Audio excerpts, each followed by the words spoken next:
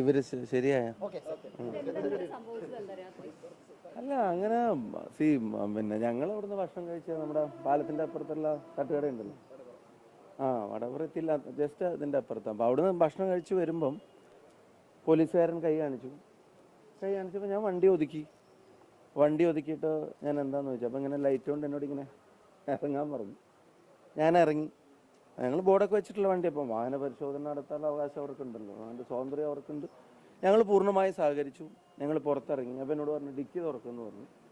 അപ്പോൾ ഞാൻ ഡിക്കി തുറന്നു കൊടുത്തു. അത് തുറന്നു കൊടുത്തിട്ട് എന്നോട് പറയാം പെട്ടി എടുക്കുമെന്ന് പറഞ്ഞു. പെട്ടി തുറക്കാൻ പറഞ്ഞു. ഞാൻ തന്നെ ആ ഡിക്കിയിലുള്ള എല്ലാ വാഹനത്തിലുള്ള എല്ലാ പെട്ടി എടുത്ത് പുറത്ത് വെച്ചു. പിന്നെ എന്നിട്ട് പറഞ്ഞു പരിശോധിച്ചോളൂ എന്ന് പറഞ്ഞു. അപ്പോൾ വന്നിട്ട് പറയാം കുഴപ്പമില്ല, പോട്ടെ ഞാൻ ചോദിച്ചാൽ അത് ശരിയല്ലല്ലോ. പിന്നെ അല്ല ഞങ്ങൾ നോക്കി നിങ്ങൾ പുറത്ത് നോക്കിയാൽ കാണൂ, അത് ശരിയല്ല. നിങ്ങൾ പരിശോധിക്കണം. പരിശോധിച്ചിട്ട് അതിൽ നിന്ന് എന്തെങ്കിലും കിട്ടിയോ ഇല്ലയെന്ന് ഞങ്ങളോട് പറയണം. അങ്ങനെ പെട്ടി പുറത്തുനിന്ന് കണ്ടാൽ പോരല്ലോ, പെട്ടീൻ്റെ അകത്ത് എന്താണെന്ന് അവർ കാണണമല്ലോ. അപ്പോൾ അത് പറയുമ്പോൾ അല്ല പോട്ടെ, അത് ഞങ്ങൾ പോട്ടെ സാരല്ല പോട്ടെ. ഞങ്ങൾ സാരമുണ്ട്, ഞങ്ങളെ കൊണ്ട് വണ്ടി നിർത്തിച്ചു, കുഴപ്പമില്ല, ഞങ്ങൾ നിർത്തി. ഡിക്കി തുറക്കാൻ പറഞ്ഞു, തുറന്നു. പെട്ടി പരിശോധിക്കണം എന്ന് പറഞ്ഞു. പെട്ടി എടുത്ത് പുറത്ത് വെച്ചു. പുറത്ത് വെച്ച പെട്ടി പുറത്തുനിന്ന് നോക്കിയിട്ട് ഒന്നുമില്ല, പോട്ടെ എന്ന് പറയുമ്പോൾ അവരുടെ ഇൻറ്റൻഷൻ പരിശോധനയാണെന്ന് തോന്നിയില്ല. പരിശോധനയാണെങ്കിൽ പെട്ടി തുറന്ന് പരിശോധിക്കുകയല്ലേ വേണ്ടേ. അപ്പോൾ പിന്നെ ഞങ്ങൾ ഇച്ചിരി നിർബന്ധിച്ചു, അല്ലെങ്കിൽ പരിശോധിച്ചിട്ട് പോയാൽ മതി എന്ന് പറഞ്ഞു. അപ്പോൾ പരിശോധിക്കുമ്പോൾ അതിൻ്റെ ക്യാമറ അവരത് റെക്കോർഡ് ചെയ്യുന്നുണ്ട്. ഞാൻ ചോദിച്ചാൽ അതെന്താണ് നിങ്ങൾ റെക്കോർഡ് ചെയ്യാത്തത്?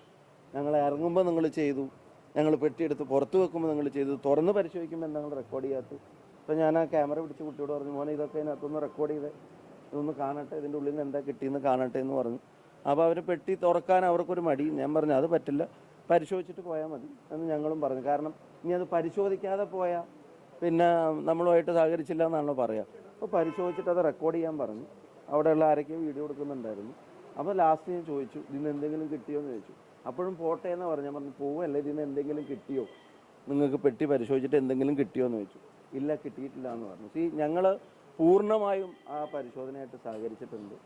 ഞങ്ങളവിടെ വണ്ടി നിർത്താതെ പോയിട്ടില്ല, വണ്ടി നിർത്തിയിട്ടുണ്ട്, ഡിക്കി തുറക്കാതിരുന്നിട്ടില്ല, പെട്ടി പുറത്തെടുക്കാതിരുന്നിട്ടില്ല, പെട്ടി തുറക്കാതിരുന്നിട്ടില്ല, എല്ലാം ചെയ്തിട്ടുണ്ട്.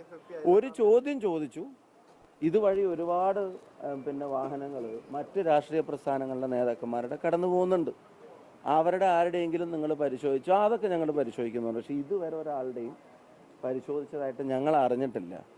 അപ്പോൾ ഇതിൻ്റെ ഇൻറ്റൻഷൻ എന്താണ് എന്നുള്ളത് സ്വാഭാവികമായും ആ സമയത്തൊരു സംശയം തോന്നി. ഇനിയിപ്പം നിങ്ങൾ വാർത്തയൊക്കെ ആക്കിയ സ്ഥിതിക്ക് ചിലപ്പം പരിശോധിക്കുമായിരിക്കും. പക്ഷെ ഇതുവരെ പരിശോധിച്ചായിട്ട് ഞങ്ങൾ ആരും കണ്ടിട്ടില്ല. അപ്പോൾ അതുകൊണ്ടല്ലേ സ്വാഭാവികമായിട്ട് വണ്ടി അവിടെ നിർത്തി കൊടുത്തത്, സ്വാഭാവികമായിട്ടും ഡിക്കി തുറന്നു കൊടുത്തു.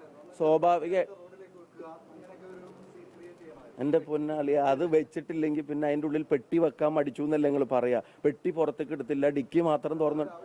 ഡിക്കി അവർ നോക്കണം എന്നല്ലേ ഞങ്ങളും പറഞ്ഞിട്ടുള്ളൂ.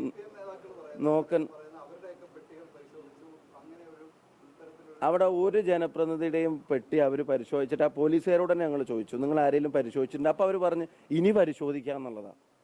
പിന്നെ പെട്ടിയെടുത്ത് പുറത്തേക്ക് വെക്കുക എന്ന് പറഞ്ഞാൽ മാതൃകയായിട്ട് പെട്ടിയെടുത്ത് പുറത്തേക്ക് വെച്ചു. പിന്നെ എടുത്ത പെട്ടി പുറത്തേക്ക് വെച്ചിട്ട് അങ്ങി പോട്ടെ എന്ന് പറയുമ്പോൾ ശരി എന്ന് പറഞ്ഞിട്ട് ശരി സാർ എന്ന് പറഞ്ഞിട്ട് ഉള്ളിൽ തന്നെ വെക്കണോ? അത് കയർക്കുന്നത് ഇതുകൊണ്ടാണല്ലേ. ഞാൻ ഒരു സെക്കൻഡ്, അതിനെന്താ അറിയാ, ഞങ്ങള് ഈ പരിശോധനയോട് പൂർണ്ണമായിട്ട് സഹകരിച്ച് വണ്ടി അവിടെ നിർത്തി ഇതെടുത്ത് പുറത്തേക്ക് വെച്ചിട്ട് ആ പെട്ടി പുറത്തുനിന്ന് കണ്ടിട്ട് ഇനി പൊക്കോട്ടെ എന്ന് പറയുമ്പോൾ അതിന്റെ ഇന്റൻഷൻ എന്താ? നിങ്ങൾ പറ. അല്ല, ഞാൻ ചോദിച്ചോട്ടെ, ഞാൻ ചോദിച്ചല്ലോ, പെട്ടിക്കുള്ളിൽ എന്താണെന്നുള്ളത് അവർ പറയണ്ടേ, അവർ നോക്കണ്ടേ? അത് നോക്കാണ്ട് പെട്ടി കണ്ടിട്ട് ഇനി പൊക്കോട്ടെ എന്ന് പറയുമ്പോൾ അതിന്റെ ഇന്റൻഷൻ എന്താ? പരിശോധനയോടുള്ള ആത്മാർത്ഥതയാണ് ഈ പരിശോധിക്കണം. ഇനി അത്ര ഡ്യൂട്ടി ബൗണ്ട് ആയിട്ടുള്ളതാണെങ്കിൽ രാഷ്ട്രീയോ ഒന്നും നോക്കാതെ മറ്റെല്ലാവരുടെയും പരിശോധിക്കണമായിരുന്നു. അതിന് അവർക്ക് തന്നെ ഒരു എക്സാമ്പിളും കോട്ട് ചെയ്യാനില്ല. ഇനിയിപ്പോൾ ഞാൻ എം പിയോട് എൻ്റെ വണ്ടി നിർത്തൂല എന്ന് ഞാൻ പറഞ്ഞു. എം പി ആണ് എൻ്റെ വണ്ടി, അല്ലെങ്കിൽ MLA ആണ്, ഡിക്കി തുറക്കൂല എന്ന് ഞങ്ങൾ പറഞ്ഞു. MP ആണ് ഞങ്ങളുടെ പെട്ടിമ തുടരുതെന്ന് ഞങ്ങൾ പറഞ്ഞു, പെട്ടി തുറക്കരുതെന്ന് ഞങ്ങൾ പറഞ്ഞു. ഇത് പരിശോധനയുടെ പ്രധാനപ്പെട്ട ഘടകം എന്താ? ഇതൊക്കെയാണല്ലോ. അതിൽ പൂർണ്ണമായിട്ട് സഹകരിച്ചിട്ടുണ്ട്. അതൊരു ഇൻസൾട്ട് ചെയ്യാൻ ഇന്റൻഷൻ പരിശോധനയായിരുന്നെങ്കിൽ ഒരു ഭീഷണി അല്ലെങ്കിൽ ഒരു വാക്ക് പോലും മോശമായിട്ട് പറയാൻ ആഗ്രഹിച്ചിട്ടില്ല. വളരെ സോഫ്റ്റായിട്ട് ഞാൻ തന്നെ അതെല്ലാം എടുത്ത് പുറത്തേക്ക് വെച്ച് കൊടുത്തത്. പക്ഷെ അതങ്ങ് പുറത്തേക്ക് വെച്ചപ്പോഴത്തേനാ ഇനി പോട്ടെ, അപ്പം എന്താ അതിൻ്റെ ഉള്ളിൽ എന്താണെന്ന് അറിയണ്ടേ? അപ്പോൾ പരിശോധനയാണെങ്കിൽ അത് അംഗീകരിക്കാം. അതെങ്ങനെയാ മനസ്സിലാക്കാൻ പറ്റുക? പെട്ടി അല്ല, ഒരു സെക്കൻഡ് എന്താണ്? ഇല്ല, തുറന്നപ്പോഴാ പിന്നെ അത് ഞങ്ങൾക്ക്, അതായത് കാരണം എന്താ അറിയോ, പിന്നെ എന്താണെന്നറിയോ, പിന്നെ പറയും പെട്ടി തുറന്നിട്ട് പിന്നെ പുറത്തേക്ക് വെച്ചിട്ട് ഉള്ളിൽ എന്തുകൊണ്ട് തുറന്നില്ല എന്നായിരിക്കും അപ്പം നിങ്ങൾ ചോദിക്കുക. നിങ്ങൾ ചിലപ്പോൾ അതായിരിക്കും ചോദിക്കുക. അപ്പൊ അത് വേണ്ടല്ലോ.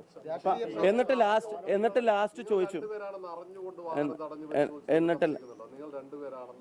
അല്ല ഞങ്ങൾക്ക്, ഞാൻ പറഞ്ഞ അത്തരം കാര്യങ്ങളിലേക്കൊന്നും ഞങ്ങൾ കടക്കുന്നില്ല. പരിശോധനയായിരുന്നു ഇന്റൻഷനെങ്കിൽ അവരെ പെട്ടി തുറക്കാൻ കൂടെ പറയായിരുന്നു. പെട്ടി എല്ലാം പുറത്തേക്ക് എടുത്ത് വെപ്പിച്ച ശേഷം ഞാൻ വിചാരിച്ചു ഡിക്കി തുറന്നപ്പോൾ അവരെന്നെ എടുത്ത് നോക്കുമായിരിക്കും. അപ്പൊ പെട്ടി എടുക്കുമെന്ന് പറഞ്ഞു. ശരി ആയിക്കോട്ടെ. ഇനിയിപ്പോ അല്ല, ഞങ്ങൾക്ക് പരാതിയൊന്നുമില്ല. എന്തിനാ പരാതി?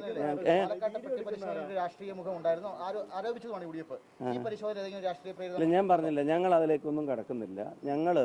ഇതൊക്കെ എല്ലാവരും കണ്ടല്ലോ വിഷ്വൽസ്. ഇതുവരെ ഉണ്ടായിരുന്ന പിന്നെ പരിശോധന എന്തായിരുന്നു.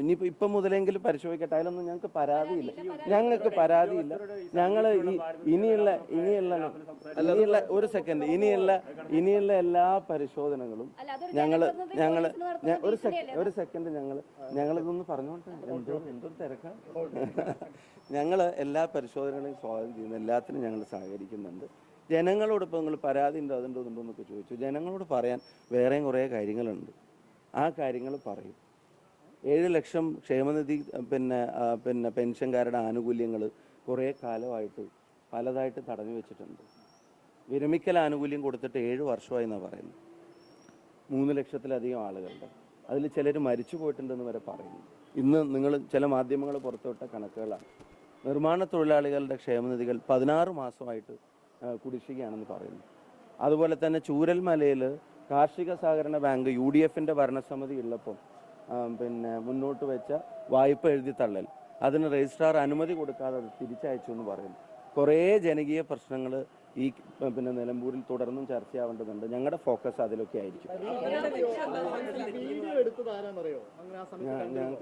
സത്യം പറഞ്ഞാൽ ഒരു വീഡിയോ പിന്നെ ഞങ്ങളും എടുപ്പിച്ചിട്ടുണ്ട്. കാരണം എന്താ അറിയോ, അവരിൽ ആരാന്ന് മനസ്സിലാവുന്നില്ല. പിന്നെ ഞങ്ങൾ 1-2 വീഡിയോ എടുപ്പിച്ചു. കാരണം ഇതിനകത്ത് എന്തെങ്കിലും ഉണ്ടോ എന്ന് ചോദിച്ചാൽ ഞങ്ങൾ പരിശോധിച്ചതിൻ്റെ എന്തെങ്കിലും എഴുത്തര് പറഞ്ഞപ്പോൾ അതങ്ങനെ ഒരു സിസ്റ്റം ഇല്ല. അപ്പോൾ പിന്നെ ഇതിനകത്ത് ഇല്ല എന്നുള്ളത് അതിവിടെ ഞങ്ങൾ റെക്കോർഡ് ചെയ്തിട്ടുണ്ട്. നിങ്ങൾ റെക്കോർഡ് ചെയ്താൽ മാത്രം പോരല്ലോ. അപ്പം പിന്നെ വീഡിയോ എടുപ്പിച്ച് ആരാന്ന് അറിയില്ല. ചിലപ്പോൾ ഉദ്യോഗസ്ഥർ തന്നെ ആയിരിക്കും. അവരത് പുറത്ത് വിട്ടിട്ട് ഒരു കോൺട്രവേഴ്സി ആക്കുക എന്നുള്ള ഉദ്ദേശം പിന്നെ അവർക്ക് ഹെൽപ്പ് ഉണ്ടായിരിക്കും. പക്ഷേ അതൊന്നും ഞങ്ങൾക്ക് അറിയില്ല.